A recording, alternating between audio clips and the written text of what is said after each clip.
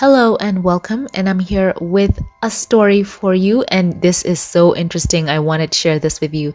So if you're here for the first time, thank you for choosing to tune in. So here we have the story that says, Prince Harry and Meghan wanted to bring Lily and Archie to the UK just before Queen Elizabeth passed.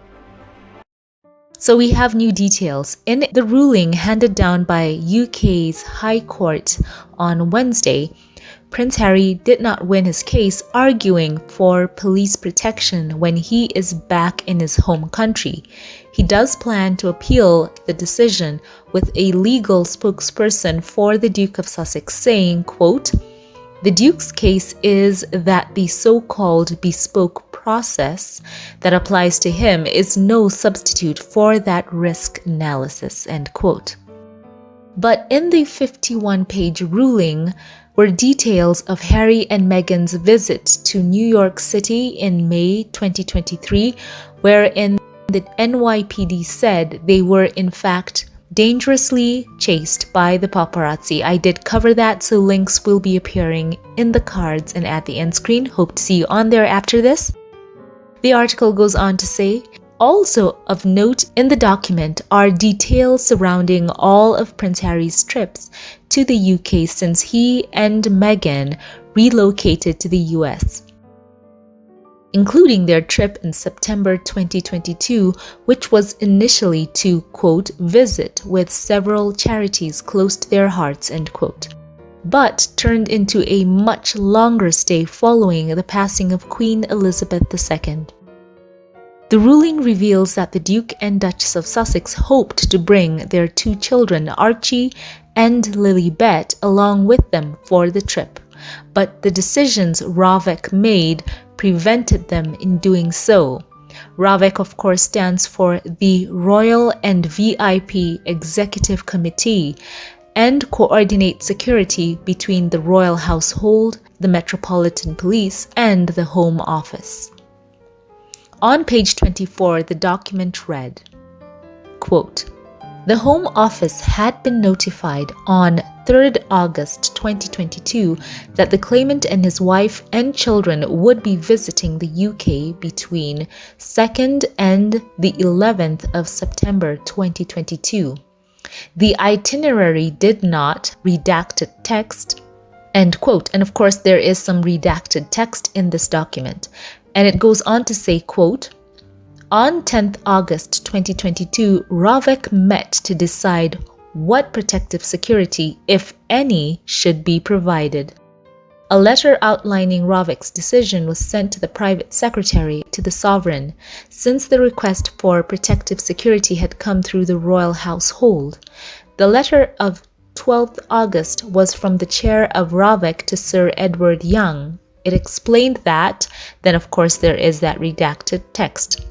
Then it goes on to say, on 20th of August 2022, Shillings wrote to say that the proposed security arrangements for the September visit were not lawful and that redacted text was plainly inadequate. It also was stated that the August decision of Ravek was taken prior to the public event announcements made on 15th August 2022 concerning events that the claimant would attend whilst in the United Kingdom. It was submitted on behalf of the claimant that this would require Ravek to consider its decision. In his statement, Mr. Hipgrave denies it was incorrect to suggest Ravek did not know on 10th August 2022 that the events would be made public and the time at which this would happen, end quote. And it also goes on to say, quote, "The response from the government legal department to Shillings on 2nd September 2022 stated that Ravek did not consider it necessary or appropriate to reconsider the August decision.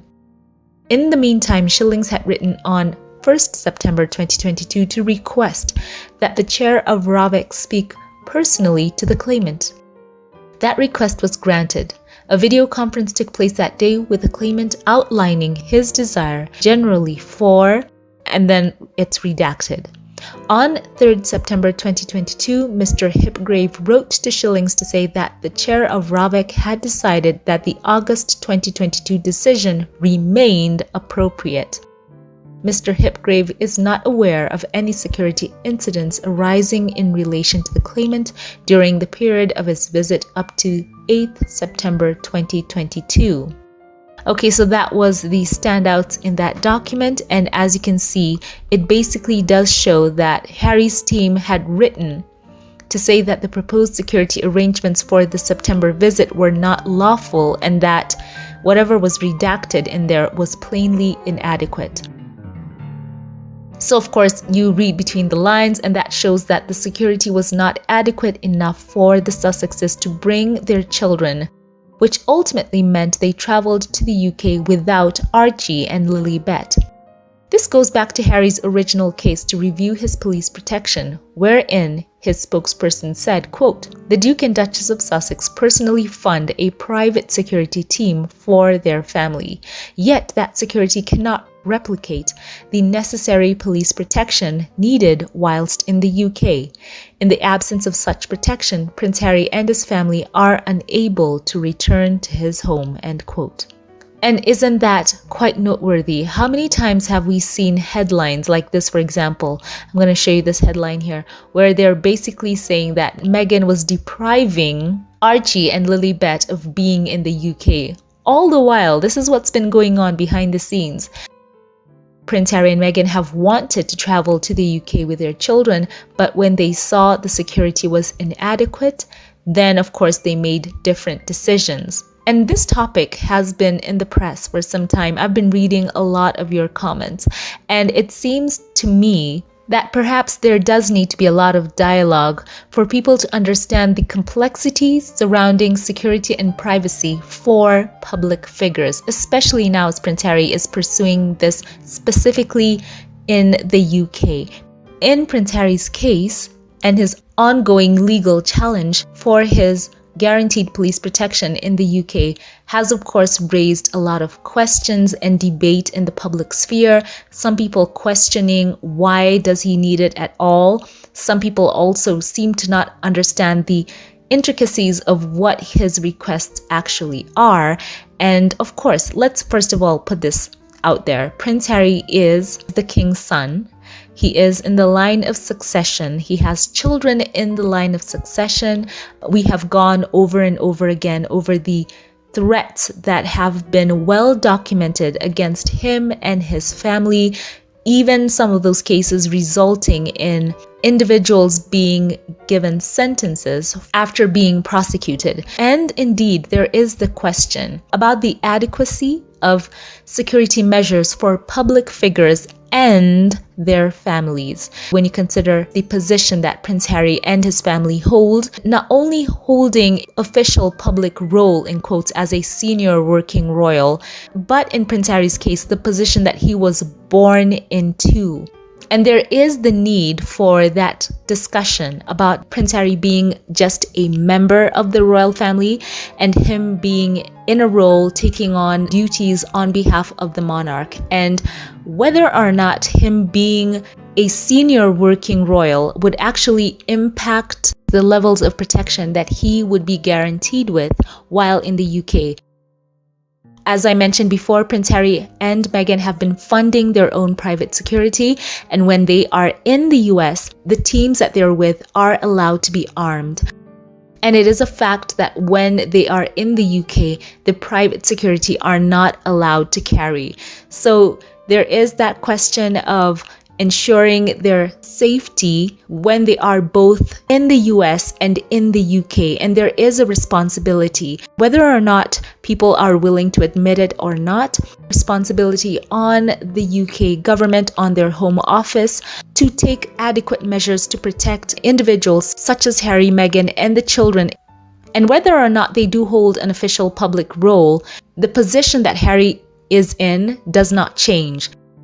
And listening to a lot of debate that has been going on, it has been interesting to note that people who have worked in protecting royalty, not only in the UK, but across the world, they themselves are unable to deny that high net worth individuals and their families, people who are royals, they do need a certain level of protection.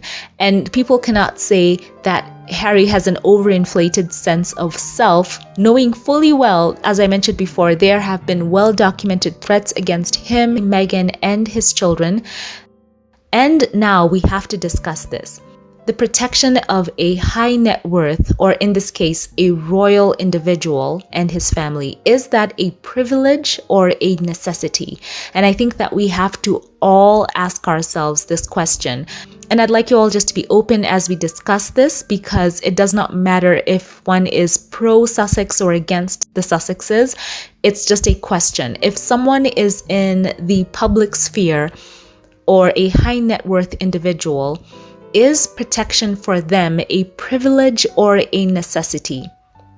Now, in this case, we're talking about Prince Harry and Meghan and the children. Prince Harry and his children, of course, in the line of succession. Meghan, a Duchess. As I mentioned before, there have been threats against her. And bearing in mind that public figures over the years have been faced with different kinds of threats and risks, history of fixated persons, stalking, kidnapping, terrorism, and on and on. So high-profile, affluent individuals, royal people, feel as though there is no option but to hire bodyguards, not only for them, but for their families. And it's not to have this high and mighty feel. For them, a lot of the time, it's just to keep that sense of safety and security around them. And it's a fact that members of the royal family, they do benefit from having their personal protective officers. And it was also noted in Prince Harry's trial. It is interesting for people who say that only those who are senior working royals or those who are in public role are the ones who have a right to retain their security detail that is paid by the taxpayer.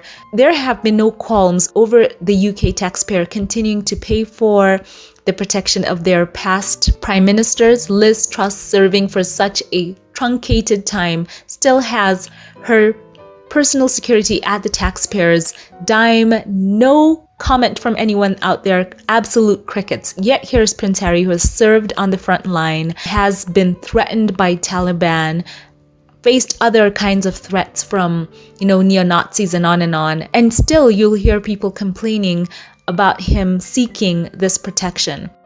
And it has been so insightful hearing from people who protect royalty, not only in the UK, but around the world, giving their 2 cents about this whole situation with Prince Harry and his protection. And they themselves, they cannot deny that it is something that people in those positions need. And for them, they see it as a necessity, not a privilege. Yes, when Prince Harry was performing his duties on behalf of the crown, indeed, it was guaranteed by the taxpayer. But does him stepping out of that position mean that the risks he faced at that time, all the threats that were against him when he was in the role functioning as a senior working royal, did it mean that when he stepped away from that, immediately that those threats were dissipated somehow? Of course, that would not make sense. He does need that up-to-date police protection. He needs the highly trained bodyguards who come with all of that as well, because we saw what happened in New York with them being overwhelmed by those paparazzi who swarmed them, even till they have upgraded his security anytime that he and Meghan will be in New York.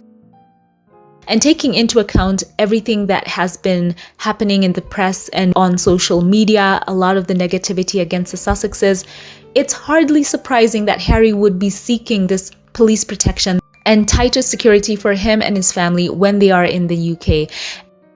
And there has been a recent history of royal family security incidents.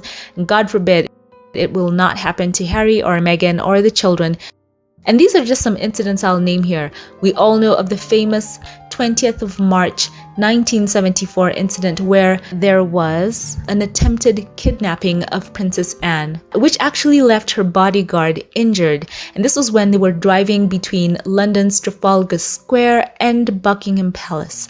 It all happened there. It's been well documented. Can you imagine if she had not had her personal security with her on top of things, and also the steps that she took with the training that she had.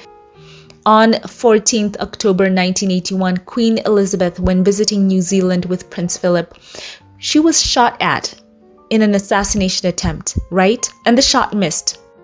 And in 1994, Royal Protection officers put their lives at risk when a lone gunman attempted to take out the then Prince Charles during a high-profile state visit to Australia. He rushed the stage where Charles was, and his bodyguards and the superintendent swiftly appended the individual. And of course, I think he fired 2 blank shots from a starting pistol.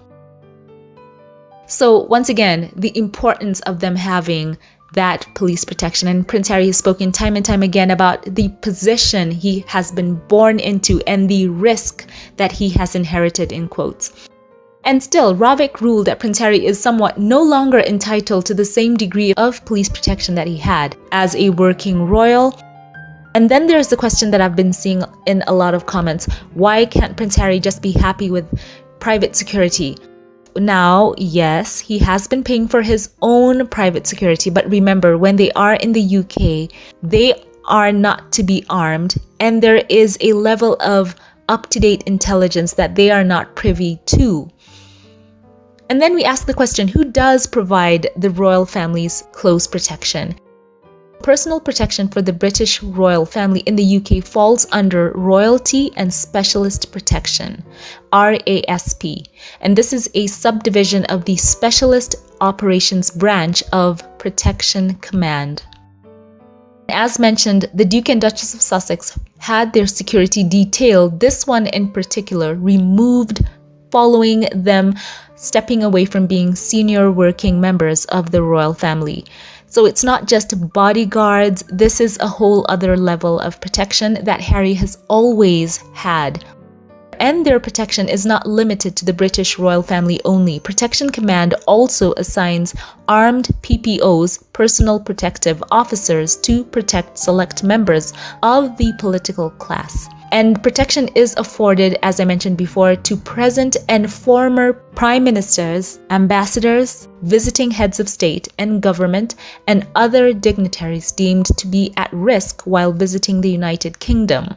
In addition to close personal protection, highly trained specialists within the Special Escort Group, SEG, man a squadron of vehicles and motorcycle outriders. And these highly trained protection officers with assignments under Protection Command have to be exceptional marksmen, courageous with advanced driving skills, and capable of planning security arrangements with meticulous detail. And there is a vast difference between them and just hiring private security to protect you. And according to westminstersecurity.co.uk, they say this of private security in their companies and operatives. They say, quote, that they fall well short of the minimum standard required for royalty protection details, end quote. And I'm sure they're not a Harry and Meghan fan or stan website. So once again, I think that Prince Harry is well within his purview to pursue having the adequate security guaranteed to him, Meghan, and his children in the UK. And yes, it is not a request he's making out of a false sense of importance. It's just what is the minimum requirement for someone in his position and in the position of Meghan and his children in the line of succession, Prince Harry himself being the son of a king, and all that comes with that. So I wanted just to update you on the story. What do you think about the fact that Harry and Meghan wanted to bring their children, but they saw that they were denied the level of protection that made them feel comfortable bringing their children there? And yet sometimes you can see the headlines talking about how Harry and Meghan need to bring their children over, and how sometimes some people have been blaming Meghan for keeping the children away. And yet there is just so much that has been going on behind the scenes that, thank God, we now know of through the court documents that have been released. Share thoughts on this in the comment section below. As always, before we log off, allow me here to thank those of you who support this channel financially, and shout out a couple of you here by name. A very, very special thank you to you. Aminata Ja, I truly love and appreciate you. May God bless you. Thank you so much for being a tremendous supporter of my work throughout the years. I feel your love. Thank you. Thank you. Special thank you to you as well. You go by the handle Verbena New Year. Thank you so much for your faithful giving throughout the years. You have been so generous and so consistent. I truly thank you and love you. May God bless you and yours. And now a very special thank you to those of you who gave during the last live. A very special thank you to you. Bonnie, who goes by the handle B10Pal. Bonnie, many thanks to you for all the ways that you have shown your love on this channel. I want to say thank you. You may or may not know it, but all your acts of love, they truly make a huge impact on my life and on this channel. I'm so grateful every day to God for you, and I pray for God to bless you. Thank you. And now a very special thank you to those of you who gave through Super Thanks. A very special thank you to you. Alma Andrews, thank you very, very much for your kindness. I feel so blessed and happy to have you in my life. I appreciate you for how kind you've been and considerate, and for choosing to accompany me here on this YouTube journey. Thank you so much for giving. I love you. May God bless you. A very special thank you as well to you, Black Queen. Thank you so very much for being a blessing to all of us here on this channel. We truly love you and know that we are praying for you. And for giving, you truly make such an impact on me, a huge impact on this channel. Thank you. I love you. And a very special thank you to you, Patricia Crenshaw. Many thanks for giving time and time again, for going above and beyond, for being so encouraging to me here on this channel. I can't thank you enough. I truly love you. May God bless you. Once again, thank you to all who support this channel financially. You have been such a blessing to me over the years. I pray for God to bless you all. I sincerely do love you. And once again, thank you to all who like, comment, and share. If you liked this one, give it a thumbs up. Let the algorithm know you enjoyed what you watched. And also follow this channel on Twitter or X. I'd love to see you on there. Thank you all for watching. Share your thoughts below, like, and subscribe. And I'll catch you in the next one. Have a blessed one.